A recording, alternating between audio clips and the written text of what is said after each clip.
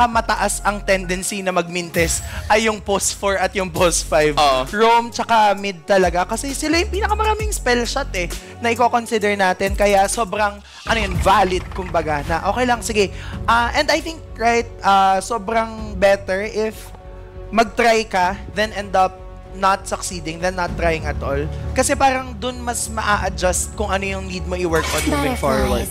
So far, not a lot of adjustments here in terms of side picking. Kasi ang pinili nila dito is gonna be Falcon Esports staying on the blue side. At tama ka, kita natin ngayon yung show na ginamit in the past 2 games by Fnatic Onyx Philippines is gonna be removed by Falcon Esports right away. They don't want to, get in trouble with that hero again. Ayaw na nilang pagdudahan yung sarili nila kung saang lupalop ng role ba pupunta yung show na yan. Tanggalin na lang natin. And sobrang nagiging threat yon. And kagaya na pa ulit-ulit naming binabanggit, flexibility really is the name of the game for Fnatic Onyx Philippines. Yung fact na ang dami nilang variation, I think yun yung pinaka-scary. Binanggit din ni Dilar how mas well-rounded na yung Fnatic Onyx Philippines ngayon. Just goes to show na yung tanong natin kanina ng game number 1 for Falcon, how do you tame King Kong? I think dapat i-revise yung question How do you tame Fnatic Onyx Philippines as a whole? Hindi lang sapat na si King Kong yung iti-tame King Kong lang tinitignan nyo. Nakikita nyo ba si Super Prince? Nakikita nyo ba si Kelra? Ang dami nyo kailangan problemahin, no? Pero sige, iiwan na namin yan sa inyo. Because now, we're rooting for Filipino representatives. Pero ayun, matik yan. Every time na may Bruno, as long as it's open, first pick talaga, hindi mo pwedeng pakabalan yan. But, on the other side, again, you still have the Suyu, you have the Joy, you have the Hilda, you have the Alpha, you have a lot of possibilities if you are Onyx. Yeah, I think pwede na din ma-open. Yung Hilda, isa yun sa mga possible picks dito ng Fnatic Onyx Philippines. And right now, hindi natin nakikita though na ginagamit ni Kirk pa yung Hilda. Sobrang mga Alpha, Joy Khalid.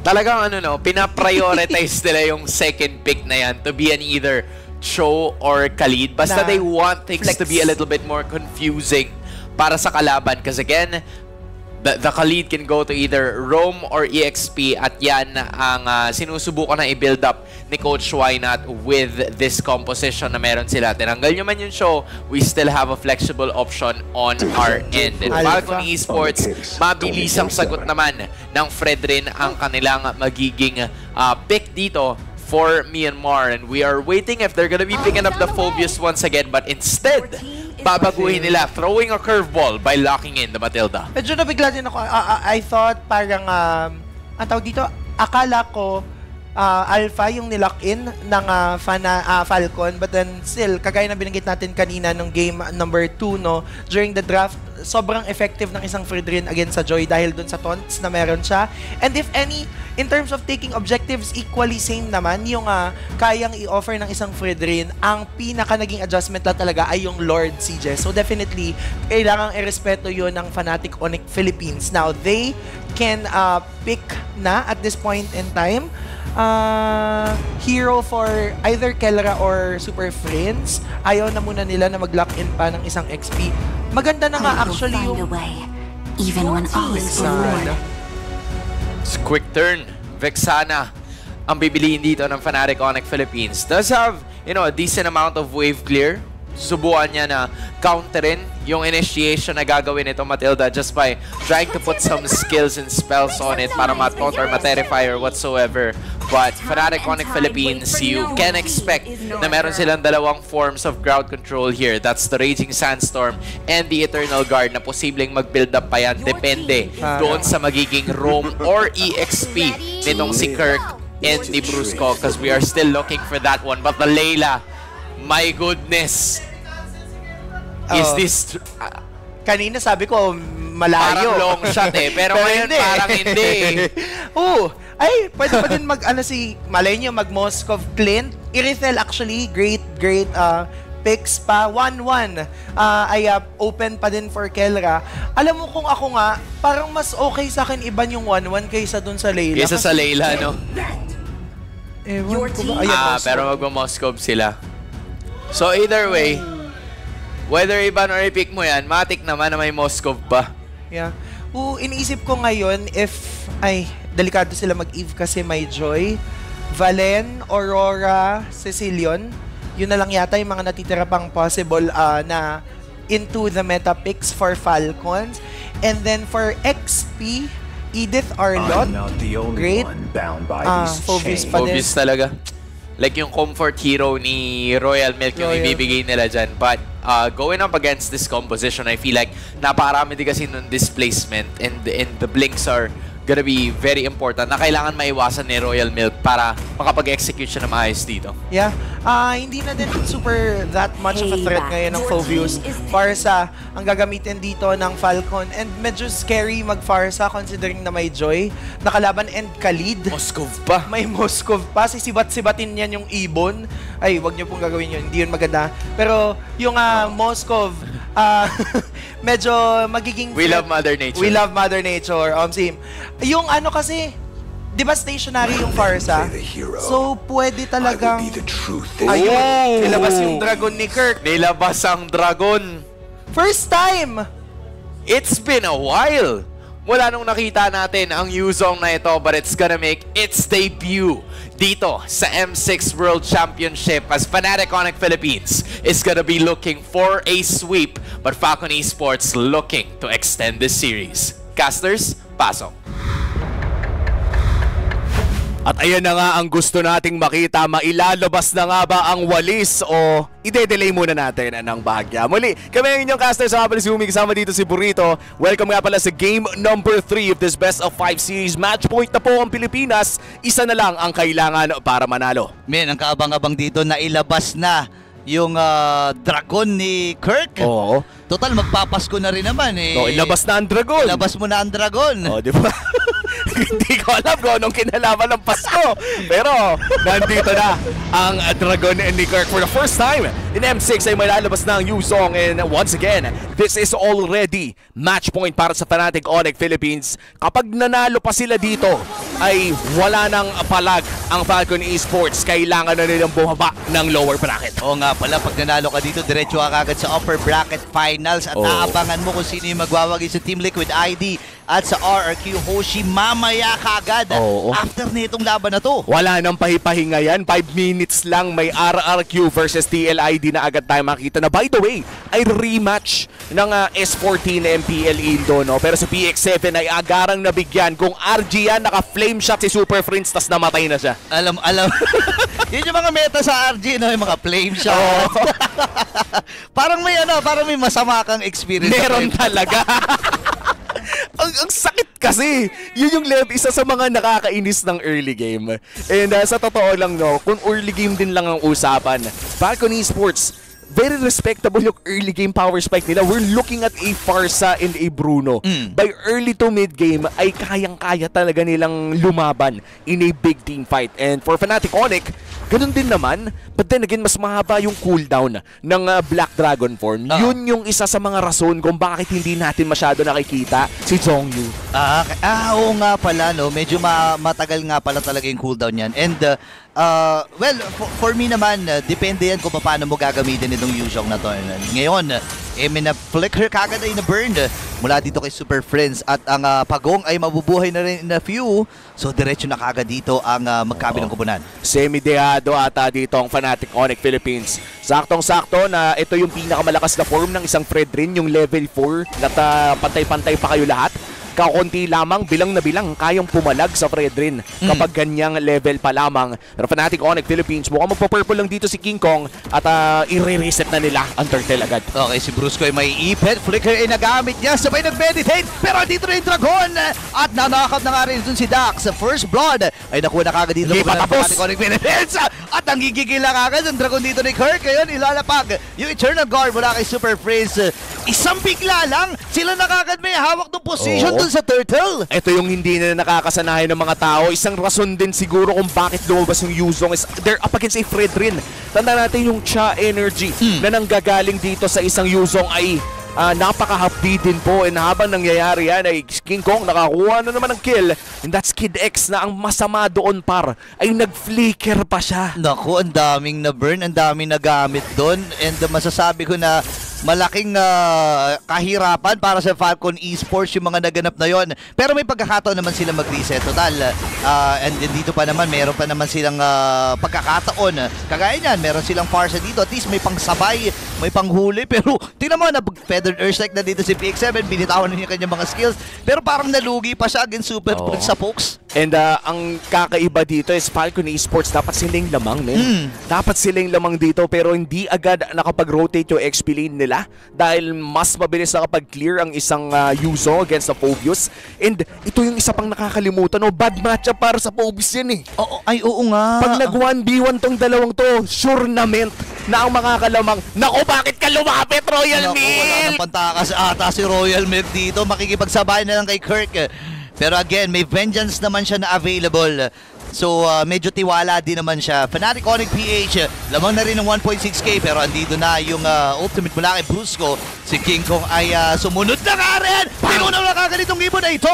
Ngayon ay si King Kong ang magiging puntirya. Yung continuous assist mula kay Dax ay hindi naging sapat para ma-contain at mahawakan itong si King Kong. Ang ganda. Dahil doon sa emblem choice niya na Temporal Rain ay right after niyang nilapag ang kanyang electrifying beats ay nakapag-rhythm of joy agad siya paalis.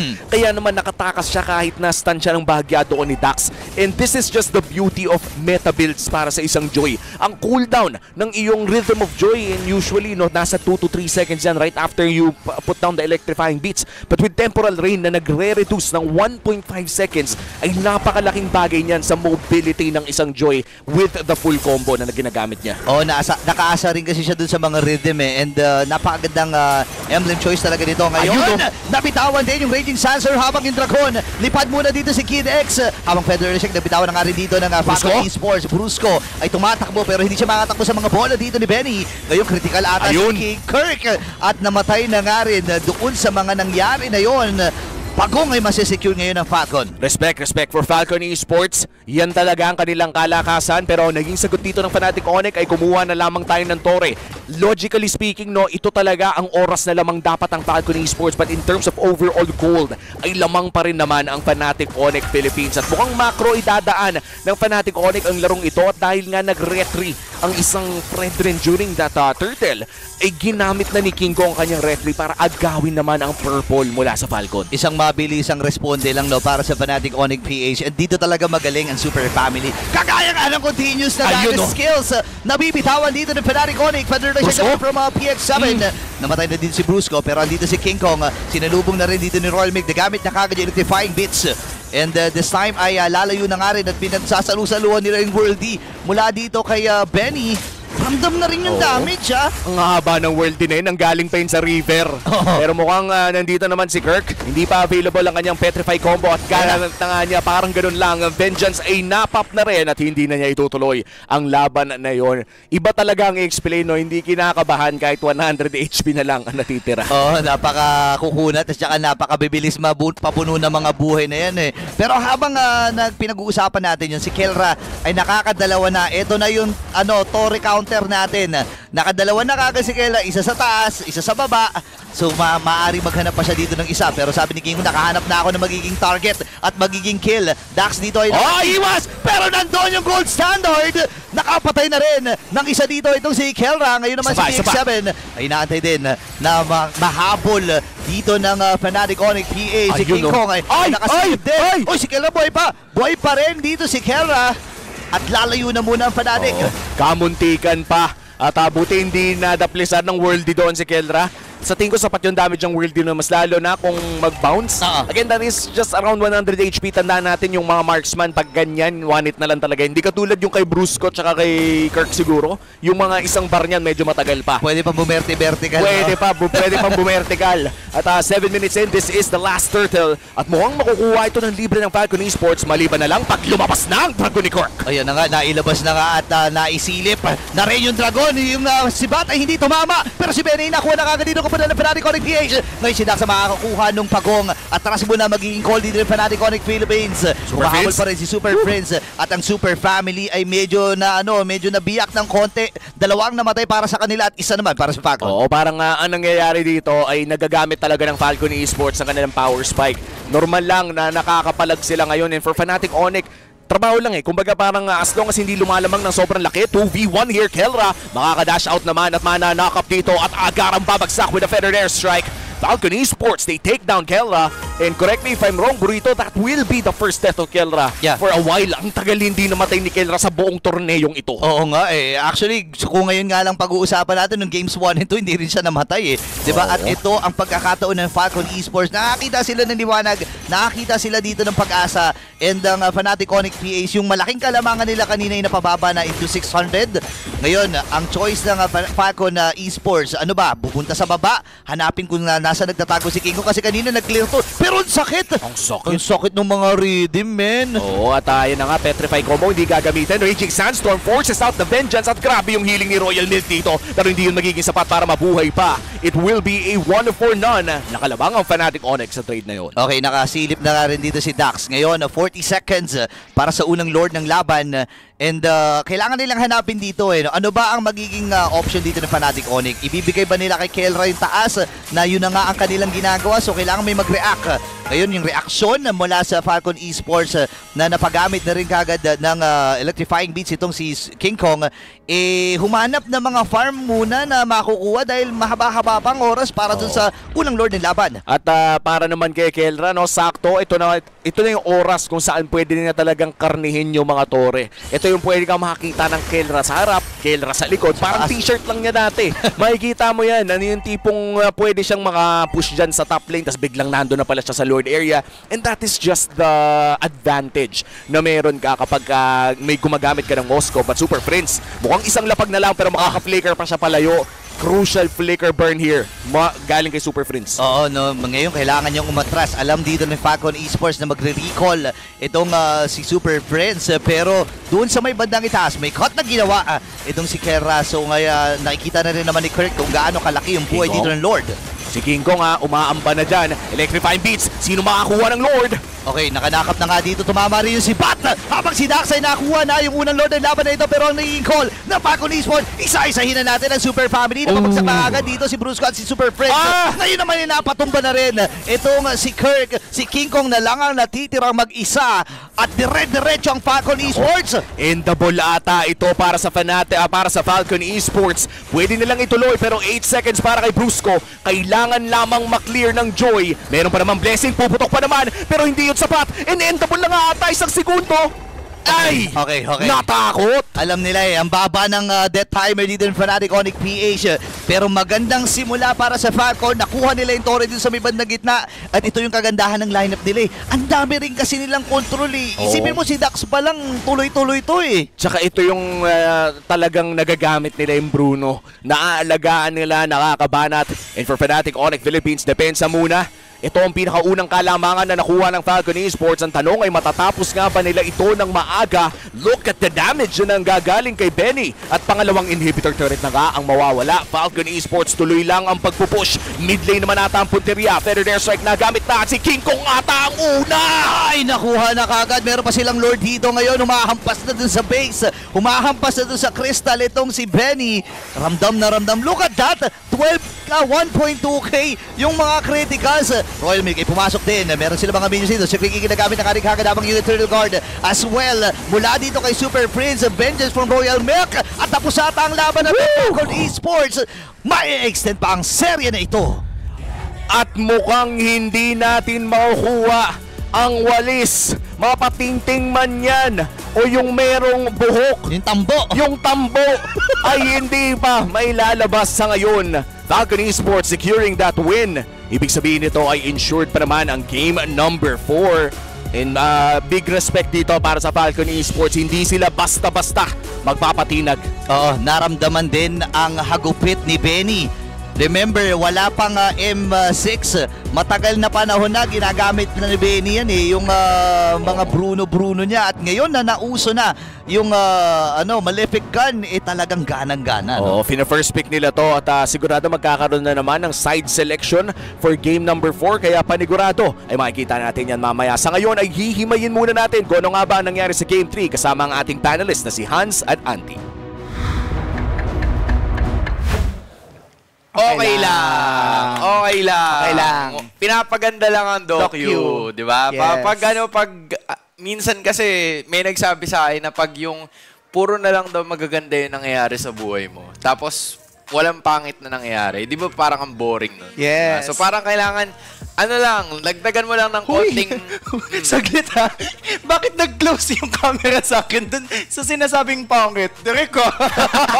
Nakita ko yung direk Ulitin ko. Tatry ko tingnan ulit ulitin. natin. Kung ganun yung mangyayari. Minsan kasi, pag hindi naman pwede na puro magaganda lang yung nangyayari sa buhay mo. Dapat, ang nangyayari, may pangit din. Diba? May pangit din. Okay na. Thank you, Direk. Nauna yung maganda. Valid na. Pero yun nga, in case na na-miss out nyo guys, nakaisa sa atin ang Falcon Esports. Props sa kanila. This is the reason why they're regarded as the dark horses of the M6 World Championship. Dahil alam nila kung paano mag-perform in high and intense situations. And we've asked na, di ba, kanina dun sa M-Text or something like that na kinausap na or nakapanayam nga natin si Kid X na sinasabi nila that they don't really feel pressure as much. It's really gonna boil down more on how mentally prepared are you as we take a look at the item builds that we have as of the moment. Mabilis na tinapos ng Falcon Esports ang laban na to in under 12 minutes. And they have covered a lot of their bases so far in this game. Yeah, siguro ang pinakamalaking adjustment na ginawa dito ng Falcon Esports ay yung fact nga na nag-Mathilda sila instead of the Tigreal na kanina nung game number 2, yun yung naging response nila doon sa picks na ginawa ng Fnatic Onyx Philippines. And other than that, binan out din nila yung Cho na since game number 1 nagiging big threat for them. Kaya for Falcon Esports, this is a great adjustment coming from them. Mathilda was able to protect the Bruno as much as they could. And naging maganda and better yung rotation coming from them because aside from the wings by wings ng Pharsa, meron silang guiding wind na nabibigay ng Mathilda. And kung titignan natin, interestingly enough, hindi naka-agility yung Mathilda sa emblem. Instead, naka-inspire siya yung cooldown reduction pa. So, ibig sabihin, mas mabilis yung guiding wind na mabibitbit niya. And on top of that, meron pa siyang support emblem. Which means, yung CDR talaga ng Mathilda ay namamax and nakakap niya. And interestingly enough, for Falcon, yung response na sinasabi natin, yung better early game to mid game, yung pag-transition from early to mid, yun yung parang naging super effective to them nitong game number 3. Nakita natin na hindi sila nagpapa-back into a corner kasi capable yung lineup na meron sila na makapag-dish out ng damage earlier on into the match. Yeah, very helpful din yung curveball talaga na binato dito ng Falcon Esports when they went for the Mathilda very early during the draft. Yeah. Na, alam mo yun, like, kadalasan nakikita natin yun sa MPL Philippines and we didn't really expect for other regions to be able to catch up to that so easily, but this is the liberty na nabibigay ng Falcon Esports. They have their way to easily get inside, makapag-engage dun sa mga initiations na ginagawa ni Royal Milk at saka ni Kid X. Tapos kung sakali naman na medyo nalalagay sila sa alanganin, those extra shields in the early game brought about by the guiding wind have been so helpful para makatakas sila at mailaga nila yung mga damage output na posible ring manggaling kay King Kong, which is the reason why parang medyo nahirapan din na mag-dish out ng damage itong si King Kong because his targets move a little faster than usual, diba? Na sanay ka na mabilis ka, ikaw lang yung mabilis pag joy ka, pero yung the turnaround was that even though Fnatic Onyx Philippines had the lead, it seemed like Falcon Esports were really trying their best to take control of the situation mula nung nakuha nila yung unang Lord. Doon talaga nagkaroon ng pagbabago. And kagaya na binabanggit mo, Hans, no, yung beauty ng isang Mathilda in a line-up, especially against a Joy, ay yung fact na pwede niyang ilabas yung kanyang kakampi doon sa laban. Most especially if meron na siyang Flask of the Oasis. Because what this does ay kapag nag-proc yung Flask of the Oasis, meron na ulit siyang Guiding Wind. Ibig sabihin, kung sino man yung binabakbakan doon at a specific point ni King Kong in the Joy, kayang-kaya niyang ilabas, be that si Dax, be that yung kanilang XP laner. So, doon natin nakikita, no, na mabilis yung adjustment coming from Falcons, and this is really what we would expect from them, na able sila to be able to catch up dun sa ginagawang plays ng Fnatic Onyx Philippines. And so far, mukhang nagiging totoo yung sinasabi natin na kung sino yung nananalo sa early to mid parts of the game ay nagkakaroon ng ability na in a way, it transition towards the latter stages of the game. Although for Fnatic Onyx Philippines, nakita naman natin, nasa kanila yung kalamangan kahit medyo mas lamang yung Falcon doon sa laban. It just so happens na nakuha yung Lord, tapos na-wipe out sila almost. And then, from then on, nagtuloy-tuloy na yung damage output ng Falcons. And ang ganda din kasi, kung isipin mo, no, well-protected yung Pharsa. Kasi kapag dinive in siya doon ni Kirk, dinive in siya doon ni Brusco ng with the Raging Sandstorm. Kasi gano'n naman talaga, di ba? Yun yung threat na pipiliin mo if Pharsa ka. Malakas yung damage mo, but stationary ka and madali kang maabot. So, in that case, this response from Falcons ay pinakita kung paano nga ba nila i-execute yung desisyon na meron sila. Kaya si Kidix, I think, before natin makita 100% yung kanyang kill participation, yes, kasi 13 kills sila. So, ibig sabihin, all stages of the game present siya. And if you're Mathilda, medyo madali naman, I would say, as a Mathilda user myself, na makuha yung 100% kasi kahit medyo malayo ka, yung guiding wind nagkakaroon ng effect. So, nagkakaroon ka agad ng assists. But more than anything, because nakapag-rush siya ng Enchanted Talisman, pati ng Flask of the Oasis, naging mas mabilis yung kanilang response sa ginagawa ng Fnatic. And it made it so much easier for them na lumaban pagdating dun sa mga team fights, right? Kasi kung yung mga unang minuto siguro posible na nakita natin yung Fnatic Onyx Philippines that was leading by at least like 1.3k, 1.5k. Pero gaya nga ng sinabi ni Auntie Anara, nagbago lahat ng yun as soon as makuha na ni Kid X yung kanyang Flask of the Oasis. During the early parts of the game, we see the effect kaagad ng lineup ng Fnatic Onyx Philippines na talagang ang gusto nilang bakbakan ay walang iba kundi itong si PX7 just because of them wanting to put the Pharsa out of position para hindi niya magamit yung kanyang feathered airstrike. Kaya kung mapapansin nyo, parang medyo malayo than usual yung kanyang mga approaches. Pero mula nung nakuha nitong si Kid X yung kanyang first item, mas nagkaroon lalo ng kumpiyansa ang kupunan ng Falcon Esports to be able to at least use most of their skills closer kasi alam nila na merong daan palabas, which is the guiding wind na dala nitong si Kid X. Yeah, so for this game specifically, hindi ko naman masasabing parang outdrafted yung Fnatic Onyx Philippines. Siguro mas nag-make sense yung draft ng Falcon Esports. Great debut pick for Yuzhong, I would say still. Naging maganda naman yung performance coming from Kirk. Pero ito yun yung last skirmish bago makuha yung Lord. I think that's where a lot of the things happened and went in favor sa side ng Falcon Esports na medyo na break nila yung formation and positioning ng Fnatic Onyx Philippines. And in that manner, naging mas madali sa kanila to number one, secure the Lord, wipe out almost the entirety of the Super Family, and later on, hindi na nila binitawan yung lead na meron sila, which is why they got the game in less than 12 minutes. And it is also the reason why the series is still ongoing. Falcon Esports, hindi sila papayag na maselyo ng Fnatic Onyx Philippines ang kanilang ruta patungo sa upper bracket finals. They want to have a respective say on it. And at the same time, para makita at mapansin din talaga natin yung epekto ng changes, yung ongoing training na sinasabi nga ni na Coach RC from before na halos wala silang pahinga. Yes. The dedication, the spirit, the perseverance, and yung determinasyon nila na mag-improve ng tuloy-tuloy. We've seen them at least in the MSC 2024 na parang halos mga bagong salta sila. Hindi mo maipinta yung mga mukha nila kasi parang kinakabahan sila kasi they're just happy to be there.